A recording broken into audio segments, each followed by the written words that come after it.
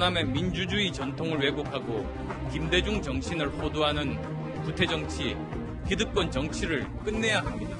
마음이 이미 보수 대의와 야합의 품밭에 가 있습니다. 지금 안철수 새정치가 건당 국민당을 사당으로 추락시키고 있습니다. 당에 금이 쩍쩍 가고 나가십시오. 함께 하겠다는 사람들을 모아서 내보내줄 테니까 나가십시오. 나가서 그 조합 못 죽는 바른정당과 통합하십시오. 잘했어. 감사합니다. 전 국민 앞에서 저와 함께 무제한 공개 토론할 것을 공식적으로 제안합니다. 그러면 대통령이 나오면 안 해줄까요? 기자들이 너무 알겠습니다. 어제도 없어야 되는 거예요.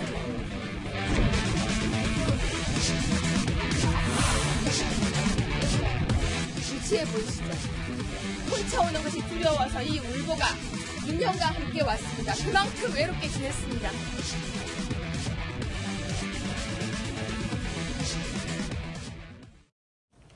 예, 화면에 보신 것처럼 올해 정치권에 아주 뜨거운 말들이 많았습니다. 이 말들을 통해서 우리 정치권이 어떻게 흘러왔는지 진단해 주시기 위해서 서가번 전 민주당 의원 그리고 이상일 전 새누리당 의원 두 분 모셨습니다. 어서 오십시오. 안녕하십니까. 예, 저희가 주목한 첫 번째 말 바로 이겁니다. 주인 전쟁이라고 저희가 표현을 했는데요. 안철수 국민의당 대표의 이야기입니다. 자, 봄이 온다 이렇게 이야기를 했는데요. 자, 서가번 전 의원님께 먼저 여쭤보겠습니다. 이 안철수 대표의 봄이 온다 이런 이야기 어떻게 설명을 할 수 있을까요? 추운 겨울이 지나면, 추운 겨울을 이겨내고 나면은 녹색의 싹을 틔우고 봄이 우리 곁에 올 거다. 네. 풀로 안철수 대표의 말씀이셨죠. 지금 그 통합을 시도하면서 국민의당이 심한 내용을 겪고 있는데 내용 정도가 아니고 그야말로 전쟁을 치르고 있지 않습니까? 치르고 있는 가운데 당원들에게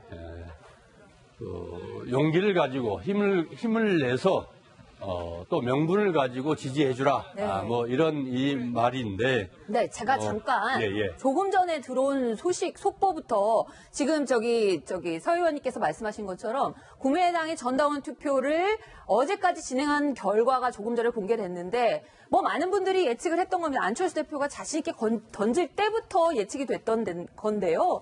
재신임, 안 대표에 대해서 재신임 한다는 의견이 70% 이상이 나왔고요. 그 얘기는 결국 국민의당과 바른정당, 지금 호남 중진들이 그렇게 반대하고 저희가 조금 이따 말을 듣겠지만은 박지원 의원 같은 경우 우리는 혈액형이 달랐다 이런 얘기까지 나올 정도로 굉장히 내용을 극심하게 앞으로 겪을 것이 지금 뭐 너무나 지금 불보듯 뻔한 상황이 됐습니다. 자, 어쨌든 여기까지 말씀드리고 서 의원님 이야기를 계속 듣겠습니다. 말씀대로 74.6%의 당원 압도적이네요. 압도적으로 당연히 뭐 반대 쪽에서는 투표 참여 거부를 했으니까요. 저지 운동을 했으니까요. 그런 가운데서 말씀드렸듯이 지금 그 희망을 가지고 또 미래를 위해서 통합을 하자. 지금 그렇게 주장하면서 했던 말이 이른바 봄이 온다. 이런 거 아니겠습니까? 이 말에 대비해서 박지원 대표는 이제 혈액형이 다르다. 이런 얘기를 했는데 혈액형 가지고 다시 말해서 중도 개혁 통합이 아니고 궁극적으로는 이 자유한국당, 이 바른정당을 거쳐서 자유한국당까지 가는 그런 행로고 결국 보수 통합일 수밖에 없다. 이렇게 얘기했고 또 한편으로 순간순간 바뀌는 편리한 혈액형이다. 이런 얘기도 했죠. 네, 지금 뭐 말씀 주신 것처럼 박지원 전 대표는 혈액형이 다르다라고 하면서 이 안철수 대표의 통합에 대해서 대단히 거부감을 이렇게 보였는데요. 자, 이전 의원님께도 여쭤보고 싶습니다. 이 두 사람의 갈등, 뭐 어느 정당에서나 내부든 외부든 갈등은 있을 수 있는데 이게 미래지향적으로 잘 갈 수가 있는 다툼이 있을 수 있고요. 그렇지 않고 정말 갈라쓰기 위한 갈등이 있다. 이렇게 해석을 할 수가 있는데 이 두 분의 말 전쟁 어떻게 평가하실 수 있겠습니까? 이 지난 대선 때는 박지원 선대위원장이었죠. 네. 당 대표로서 선거를 총지휘하신 분인데 저분이 안철수 후보에 대해서 제2의 김대중이다. 네. 이런 그렇게까지 말씀 찬사를 보냈었잖아요. 하셨죠. 굉장히 선거운동 열심히 하셨는데 그 이후에 당의 진로를 놓고 전혀 생각이 다르기 때문에 지금 혈액형이 다르다 이런 다른 이야기를 정당과는 했고. 혈액형이 다르다. 생이 다르다. 뭐 정체성이나 여러 가지 체질, 지향성이 다르다는 이야기인데 안철수 대표는 그동안의 정책 조율을 많이 해왔다. 그래서 제일 달랐던 것이 안보 문제였는데 많이 접근을 했다 이런 주장이고 네. 혈액형이 다른 사람들이 결혼하지 않느냐 이런 이야기 한 적도 있죠. 그래서 박지원 대표를 비롯한 통합 반대하시는 분들은 국민의당에서 그냥 캐스팅 보터로서 네. 자강을 하자라는 입장인데 저는 그것만 가지고 좀 미흡하다고 봐요. 그러면 국민의당의 활로를 어떻게 개척할 건지에 대해서 비전과 구상을 이분들이 제시해야 되는데 안 된다는 이야기만 하고 있는 거죠. 그리고 안철수 대표는 어찌됐든 중도 개혁을 강조하면서 바른정당과 통합하겠다는 건 외연을 넓히겠다는 거고 그다음에 바른정당은 친박 패권주의가 싫어서 나왔던 정당이기 때문에 지향점이 같다라고 생각하는 거예요. 기득권 양당 정치를 이대로 둬서는 안 된다는 게 안철수 대표가 강조하는 거 아닙니까? 그러면 친문 패권주의가 싫어서 나왔던 국민의당과 그렇죠. 친박 패권주의가 싫어서 나왔던 바른정당은 결과적으로 정치의 변화를 주겠다는 점에서 같다 이런 생각을 하는 것 같습니다. 그런데 국민의당이 돌아가는 걸 보면 어제 안철수 대표가 한 말을 보면 국민의당 창당하는 창당 자금 얘기까지 했어요. 사실 이게 집안에서 돈 문제는 예민하기 때문에 잘 안 하는데 현역 의원들은 10,000원짜리 한 장 안 냈다. 이런 얘기까지 안철수 대표 입에서 나왔어요. 의원님 이거 같이 갈 수 있겠습니까? 끝까지 갔다고 봐야죠. 현재 끝까지, 상황에서 끝까지 갔다고 봐야 안 되겠습니까? 또 안철수 대표 사실 하지 말았어야 될 얘기를 해서 내가 다 데려주고 말로 받고 있는 형국 같아요. 유성엽 의원이 페이스북에다 올린 게 1억 원 창당 자금 냈었는데 결국 그 국고보조금 받아서 이자까지 돌려가지 않았냐. 사실 확인해주라. 뭐 이런 걸 보고 이런 모습들을 보면서 아무리 지금 정치 지도자잖아요. 대통령 후보까지 나왔고 새 정치 하겠다는 안철수 대표였는데 우리 국민들이 보기에 좀 작아 보이잖아요. 없어 보이고 좀 아쉽다는 생각이. 주관적인 표현이시라는 거를 또 한번. 아쉽습니다만은 그걸 떠나 그 정도로 지금 심각한데 문제는 의원들 간에 안철수 대표가 통합해서 중도 개혁 정치를 하겠다, 그다음 다당제를 실천하겠다까지 좋은데 결국 이것을 지지해 줬던 국민의당의 지지자들은 뭐냐는 거죠. 특히나 호남권의 의원들이 저렇게 지금 반발하는 것은 국민의당의 압도적인 절대 다수가 결국 호남에서 지지를 보내주었고 또 그러다 보니까 지역구 의원들은 지금 다 통합에 거의 대부분이 반대를 하고 있는데 문제는 이제 비례대표를 가지고 지금 이렇게 하고 있는 거 아니겠습니까? 그 비례대표도 결국 호남의 지지로 인해서 이렇게 많은 의석을 확보를 했는데 그런 측면에서 지금 지지자들의 뜻을 좀 무시하고 있는 것 아니냐. 그렇다면 이런 말씀을 좀 드리고 싶은데 조금 전에 이상일 전 의원께서 뭐라고 하셨냐면 안철수 대표는 통합이라는 대안을 얘기를 하고 있는데 이쪽에서 반대하시는 분들은 아니 됩니다라고만 하고 대안을 제시를 하지 않고 있다. 이게 한 게 아니고 문제 아니겠느냐 이런 지적을 해주셨는데요. 대안이라는 게 안철수 대표는 이 중도 통합의 그게 대안이라고 그러지만 결국 그게 통합의 대안이라고 안철수 대표는 통합의 대안이라고 얘기를 하는 것이고 지금 이 국민의당의 잔류파 의원들은 이 통합 반대파 의원들은 원래 국민의당의 기치가 중도 통합 아니었겠습니까? 중도 개혁 아니었겠습니까? 그리고 다당제. 그거 하나도 다를 게 없는데 안철수 대표는 덧셈 정치를 하겠다고 하는데 실제로 근 20명에 가까운 지역구 의원들이 따라가지 않으면은 9명 정도의 의원을 얻기 위해서 네. 결국 한 20명 가까운 지역구원을 떨어내야 하는 그게 뺄셈 정치 중에 뺄셈 정치다. 이게 지금 통합파원들이 주장하고 있는 것이고 나름 호남 지역에서는 그 공감을 얻고 있는 것 같습니다.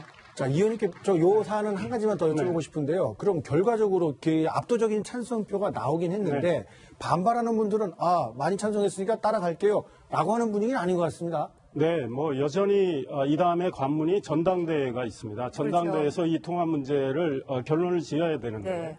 전당대회를 열려면 대표당원 10,000명 중에 절반 이상이 참석을 해야 됩니다. 5,000명이 참여하는 가운데 이 문제를 결론을 내야 되는데 계속 통합 반대하는 분들은 이걸 저지할 생각을 하고 있고요. 그다음에 또 안철수 대표를 경질하기 위한 임시전당대회를 별도로 추진하는 걸로 알고 있습니다. 그런데 안철수 대표도 많은 고민을 하는 것 같아요. 전당대회를 어떻게 하면 좀 원만하게 마무리할 건가.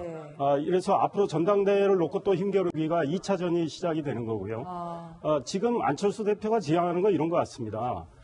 중도 개혁을 하면서 지금 호남 중심의 국민의당을 외연을 넓히자는 거죠. 그러니까 바른정당의 대부분은 지금 수도권에 계신 의원들이고 또 일부 영남의 유승민 대표를 비롯한 영남의 지역구를 가진 분들이기 때문에 지금 국민의당은 지역당 이미지가 강한데 전국 정당으로 당을 좀 변모시켜야 되겠다. 그다음에 지금 자유한국당과 민주당의 이 거대 양당 정치의 이 어떤 소위 적대적인 공전 이 관계를 좀 헝클어야 되겠다. 그래서 제3의 세력이 민생을 위해서 중간에서 캐스팅 목토의 역할을 하고 국민들의 뜻을 잘 반영을 하겠다 이런 생각을 하는 것 같습니다. 그래서 국민들이 어떻게 볼지에 달려 있는 것 같고요. 어제 한 방송사 뉴스에 따르면 그 보도에 따르면 두 정당의 통합했을 때 상당히 시너지가 나온 걸로 어제 보도도 되고 여론조사마다 좀 다르긴 한데 안철수 대표도 그걸 믿고 하는 것 같아요. 그리고 유승민 바른정당 대표도 마찬가지로 지금 보조를 맞추고 있는 형국이니까 지켜봐야 될 것 같습니다. 네, 국민의당 상황은 여기까지 살펴보고요. 이번에는 제1야당의 이야기로 넘어가 보도록 하겠습니다. 이 화제의 말들을 아주 많이 쏟아냈던 그 두 분의 이야기를 저희가 좀 준비를 했는데요. 자, 홍준표 대표의 가장 대표적인 말, 암덩어리라는 표현을 썼습니다. 이 여러 가지 어록 중에서도 암덩어리, 이상일 전 의원님께 여쭤보고 싶은데요. 어떤 맥락에서 이렇게 좀 험한 말이 나온 건가요? 그렇죠. 저보다 또 험한 말, 고름이란 말도 했고. 아이고, 예.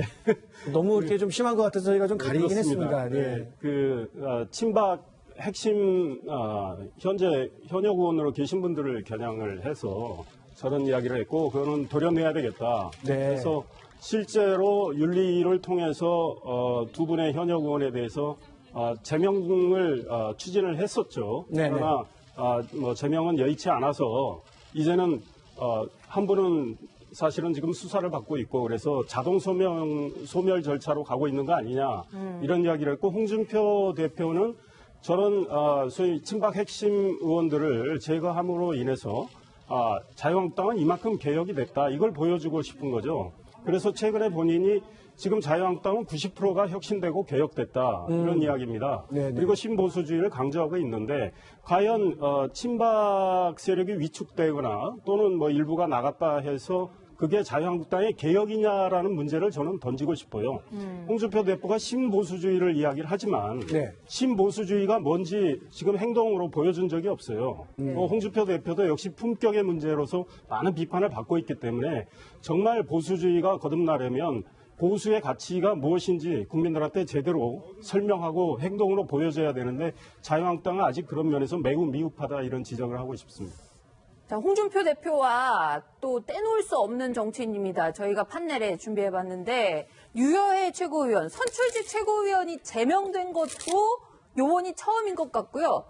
제가 생각하기에는 저렇게 제명되고 난 다음에 대표를 향해서 갑자기 옛날 얘기까지 꺼내면서 마구 공격을 했던 거는 또 처음 있는 일인 것 같은데 굉장히 드문 일을 벌인 유여해 최고위원의 얘기를 한번 들어보겠습니다. 이번 포항 지진에 대한 문 정부에 대한 하늘이 준엄한 경고 그리고 천심이라고 하는 지적들이 나오고 있습니다. 예, 지금 보신 것처럼 당내 최고위원과 당 대표가 아주 심각한 갈등을 빚는 모습을 많은 국민들이 지켜봐야 했는데요. 지금 현재 여권 인사이신 서가번 전 의원께서 보시기에 야당의 이런 분열적인 모습, 이게 앞으로 지속될까요? 아니면 봉합이 잘 돼서 2018년에는 뭔가 좀 야당다운 모습을 좀 볼 수 있을까? 근데 저런 위원들이 있으면은 여당 입장에서는 좋은 거 아닌가요? 너무 웃으시지는 마시고 객관적으로 좀 평가를 좀 해주시죠. 또 유시민 의원 같은 분들이 어느 방송에 나와서 네. 민주당으로서는 다행스러운 일 아니겠느냐. 그런 표현을 하셨죠. 이런 표현도 네. 하시는 걸 봤습니다만은 우리 국민들 입장에서 볼 때 정말 좀 많이 속상하지 않겠습니까? 그렇죠. 명색이 제1야당의 대표고 비록 제명됐습니다만은 이 자유한국당 최고 전당대회에서 2등 난 선출직으로 뽑혔죠. 최고위원이에요. 말씀 주셨듯이 아마 정당 사상 최초 아니겠나 싶어요. 막말이라면 유해 전 최고 말대로 막말의 끝판왕이라고 할 수 있을 정도의 홍준표 대표가 다른 것도 아니고 막말로 최고위원을 제명했다. 말씀 주신 네. 자유한국당이 앞으로 4분 있지 않겠냐, 내용 없을 거냐. 그런데 제가 보기에 지자체 선거 때까지는 홍준표 강력한 체제로 가고 있는 것 같아요. 네. 이미 그렇게 시작됐고 그 강한 모습을 지금 당원들에게 또 당 소속 의원들에게 정확하게 지금 보여주면서 맥없이 대들었다, 한 방 맞는다, 네. 가만히 있는 게 상수다, 네. 가만히 있어라, 이러한 이 경고 아니겠습니까? 네, 이전 의원님. 네. 지금 그 두 사람의 갈등이 정말 최고조에 달해서 이 제명이라는 아주 극단의 조치가 내려져가지고 어떻게든 일단 마무리는 됐는데 네네. 이 정도로 하면은 이제 홍준표 체제 완벽하게 구성돼서 더 이상의 잡음은 안 나는 겁니까? 2018년에? 자유한국당 내에서는 홍준표 체제는 좀 굳어진 것 같아요. 유여의 전 최고위원의 경우는 제명당해서 아마 저번에 성격상 밖에서 계속 공격을 할 것 같아요. 진작에 최고위원일 때부터 문제 제기를 하지 왜 나와서 그런지 모르겠어요. 아마 최고위원으로 2등을 했는데 홍준표 대표도 많이 놀랐지 않았을까 싶고 네. 그 최고위원 회의에서 유해 최고위원, 당시 최고위원의 면박을 주는 모습들이 많이 노출이 됐었습니다. 근데 유해 최고위원이 사실은 좀 뜬금없는 이야기도 많이 했죠. 그렇죠. 그리고 또 어떤 면에서는 여자 홍준표라는 별명답게 많은 막말도 하고 그렇죠. 당의 이미지를 추락시킨 건 사실이에요. 네. 그런 것들을 통해서 홍준표 대표는 이분에 대해서 아예 싹을 잘라야 되겠다 이런 생각을 한 것 같아요. 그런데 사실은 회초리 정도 때려야 할 사안을 몽둥이를 든 셈이 됐는데 당원들이 뽑은 최고위원을 저 정도 이유 가지고 잘랐다. 이런 건 좀 잘 납득이 안 돼요. 경고 정도 줬으면 되는데 홍준표 대표는 앞으로 계속 본인한테 여러 가지 누가 될까봐 싹을 자르겠다 이런 생각을 한 것 같아요. 그래서 저런 걸 통해서 당에 어떤 메시지를 주는 거죠. 나한테 함부로 덤비면 좋은 일이 혼난다. 없을 거다 이런 메시지도 있는 것 같고 네. 다만 지금 홍준표 대표는 유해 전 최고위원에 대해서 주모라고 그랬고요. 그다음에 유해 최고위원은 낮술 드셨냐고 했는데 그랬죠. 자유한국당에 싸우는 모습이 주모 대 낮술 이런 저급한 수준에서 싸우고 있는 모습들은 네. 정말 국민들이 보기에 민망하고 지금 나라 사정이 네, 어떤데 그렇습니다. 지금 저런 것 때문에 하는. 그래서 예. 정말 자유한국당 제대로 개혁이 돼야 된다 이 생각입니다. 자, 서 의원님, 그러면 이 야당 쪽에서는 저렇게 갈등과 분열의 양상들이 강하게 올해 한 해를 장식을 했는데 어쨌든 이제 오늘이 이제 마지막 날이고 2018년 새해가 되면 이 여권에서는 과연 정말 그 야권의 분열을 통해서 어부지리를 얻으면서 갈 것인가 아니면 그 나름대로 어떤 갈등 요소가 또 잠재되어 있어서 2018년에 새롭게 여권의 어떤 그 분열이라든가 갈등이 발생할까 어떻게 전망을 하고 있습니까? 지금 국민의 촛불 전국으로 이 탄핵에 의해서 새 정권이 탄생됐지 않습니까? 결국 격패를 청산하고 나라다운 나라를 만들자는 건데 네. 결국 여기에 지금 이 상황에서 여야가 따로 있을 수 없다고 생각을 합니다. 네. 하물며 집권당으로서의 민주당이 예. 지금 50%에 가까운 이 고공행진을 벌이고 있는 것들이 그 지금 이 고질적인 그 당내 내분이 없이 그래도 뭔가 집권당으로서 열심히 하고 있다라는 네. 믿음을 국민들에게 줬기 때문에 그 정도 지지를 받고 있는데 결국 지금 지방자치선거 있고 또 개헌 전국도 있지 않습니까? 네. 그러나 지금 어쨌든 그 적폐를 청산하고 나라를 바로 잡아야 되는데 네. 개혁 과제들이 산적해 있거든요. 네. 집권당으로서 책무가 우선일 겁니다. 네, 자 지금까지 말을 통해서 2017년 정치권을 정리하고 내년 새해를 전망해 보는 시간을 가졌습니다. 두 분 말씀 여기까지 듣겠습니다. 오늘 감사합니다. 감사합니다.